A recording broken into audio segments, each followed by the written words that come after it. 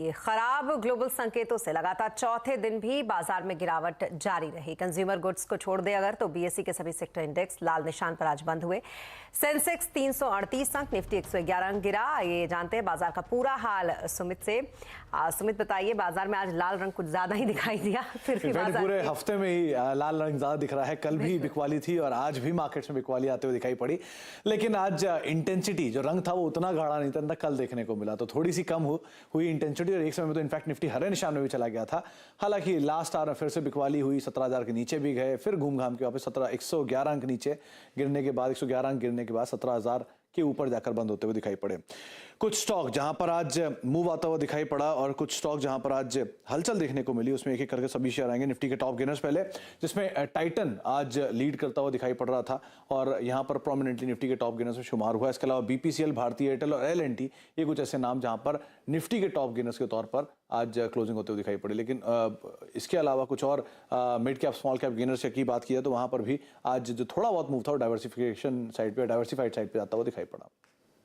जी, और सेक्टर्स का किस तरीके का हाल रहा आज, कहां पर किस तरीके का एक्शन देखने को मिला? देखिए, निफ्टी के टॉप गेनर्स की बात किया तो इसमें टाइटन, बीपीसीएल, भारतीय एयरटेल, एल&टी, ये कुछ ऐसे नाम थे जो कि आज खरीदारी में कामकाज करते हुए दिखाई पड़े। इनफैक्ट टाइटन आज 1% ऊपर रहा, बीपीसीएल 1.25%, भारतीय एयरटेल फ्लैट और एल&टी भी करीब करीब 0.5% की तेजी के साथ बंद हुआ। गिरने वाले शेयरों में अदानी समूह, अदानी इंटरप्राइजेस करीब 7.5% नीचे, अदानी पोर्ट 4% नीचे, M&M और टीसीएस कुछ और ऐसे नाम जो कि 2 से लेकर 3% तक टूटे। मिड कैप में बढ़ने वालों में सोना BLW 6.5% ऊपर, जी एंटरटेनमेंट 2.5% ऊपर, ट्रेंट और पेट्रोनेट LNG 1 से 1.5% की तेजी यहां रही। मिड कैप में गिरने वाले शेयरों में Indian bank, bank of India, Linde India, Adani Wilmer, ये कुछ ऐसे नाम जहां पर प्रेशर बनता हुआ दिखाई पड़ा। मेटल में सबसे ज्यादा टूटा Adani enterprises, Ratnamani metal, Hindustan zinc और JSPL, जहां पर प्रेशर देखने को मिला। और आईटी में प्रेशर था कोफोर्ज में, एम्फेसिस में, परसिस्टेंट में और टीसीएस में, जहां पर मेजरली एक प्रेशर जो है मार्केट्स में आता हुआ दिखाई पड़ा। लेकिन ओवरऑल जो प्रेशर है वो आज एक्सपायरी का दिन था, फाइनेंशियल एक्सपायरी का, तो उसका भी एक इम्पैक्ट रहा। देखते हैं आगे मार्केट कैसे पे आउट करता है। जी, बहुत शुक्रिया तमाम मार्केट अपडेट के लिए आपका सुमित। तो कुछ इस तरीके का रहा मार्केट का हाल, लेकिन फिर भी गिरावट के समय भी आपके लिए कुछ अच्छा हो सकता है, क्योंकि गिरावट के समय में बैंकिंग शेयरों में निवेश करना एक अच्छी रणनीति होती है।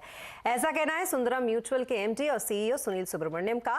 उन्होंने कहा कि आने वाले समय में बैंक शेयर अच्छा करेंगे, इसलिए निवेशक अच्छे बैंकों वाले शेयर में निवेश अभी कर सकते हैं। एक बैंक इंटरनेशनल एक्सपोजर से इंसुलेटेड है। जैसे यूएस की रिसेशन हो या ना हो, इंडियन बैंकिंग सिस्टम की लेंडिंग में या डिपॉजिट मोबिलाइजेशन में कोई असर नहीं आने वाला है। तो fundamental business model of banks domestically linked है। तो फर्स्ट, यूएस की जो डेटा पॉइंट्स आती है, एक दिन कहती है रिसेशन जल्दी आएगा, एक दिन कहती है रिसेशन नहीं आएगा, कई दिन की स्लो रिसेशन होगा। तो ये सब बात से हटके है इंडियन बैंकिंग सिस्टम का एक जो कहते हैं क्रेडिट एंड डिपॉजिट का फंक्शनिंग।